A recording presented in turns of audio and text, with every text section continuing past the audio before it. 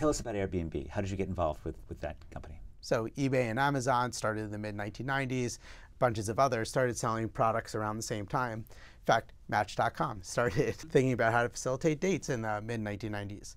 So there are implications of platforms like eBay and Amazon. One is that markets will be more efficient. So prices might come down, your availability of products might go up. But in addition to the efficiency implications, people had explored the equity implications of platforms like eBay and Amazon. What they had thought about is not only will markets become more efficient, but people have posited that markets would also become fairer. There was a great paper that looked at transactions for cars that initiated online.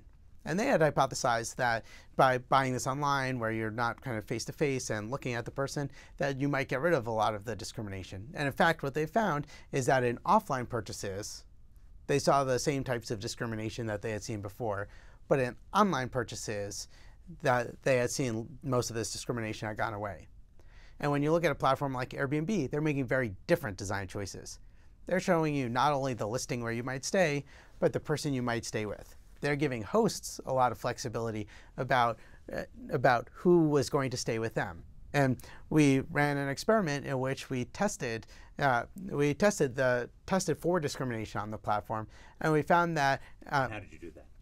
So we had followed an audit study methodology that really within economics had been pioneered by Marianne Bertrand and Sendhil Mullainathan, where we had looked at the names of the guests that were going to be staying somewhere. So we took names that were statistically most likely to be a white person and statistically most likely to be African-American person. And what we could see is that if you have a name that is statistically more likely to be African-American, that you're about 16% less likely to be accepted for an Airbnb relative to the same application with a white-sounding name. So eventually, Airbnb had put together a committee. I had spoken several times with people at Airbnb about steps that they could take to reduce discrimination. And in their committee, they laid out a series of changes that they were going to make to the platform to try to reduce the amount of discrimination. What else is going on in Airbnb? So Airbnb has a few issues that they struggle with. The way that I think about them is discrimination is one set of issues they've been thinking about. Taxes are an issue that they've been thinking about. So thinking about somebody who rents out a place as an Airbnb, should they be paying taxes as income as an individual? Should they be paying taxes at the hotel tax rate? So these are open policy questions that policymakers are thinking about and that Airbnb has high-powered incentives to try to shape as well. Externalities is an enormous issue that Airbnb struggles with. Thinking about an apartment building, if the person next to you takes their place and sublets this as an Airbnb, and you have a different person staying there every night, this imposes an externality on the neighbors. So policymakers are trying to think through, how do you deal with this externality? Although in many cases, for example, if you have a cooperative or even in a condominium, the building can make the rules. So I certainly feel with those who don't want their neighbors renting their room as a hotel room, but presumably the co-op association can just ban it without the need of actually public regulation, right? Sure. So for some buildings, buildings are making regulations in a lot of these situations.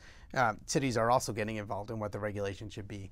And one feature of the digital age is lots of people who moved into a place weren't necessarily thinking about even the potential of a platform like Airbnb when they purchased a place. So, if short-term rentals were allowed in 1995, that may have felt very different than short-term rentals being allowed in 2015. Do you think cities are differentially affected by these new tech networks relative to other places?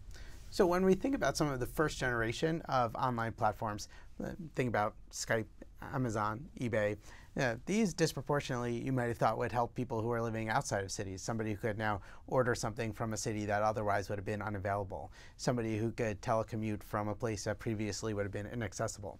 But in recent years, what we've actually seen is a series of platforms that have popped up that require network effects. So they need a certain amount of market thickness for them to successfully launch in an area.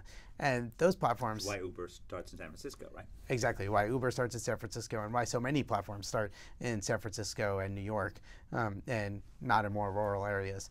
And in that world, there's been a benefit that, at least thus far, has disproportionately accrued to urban areas.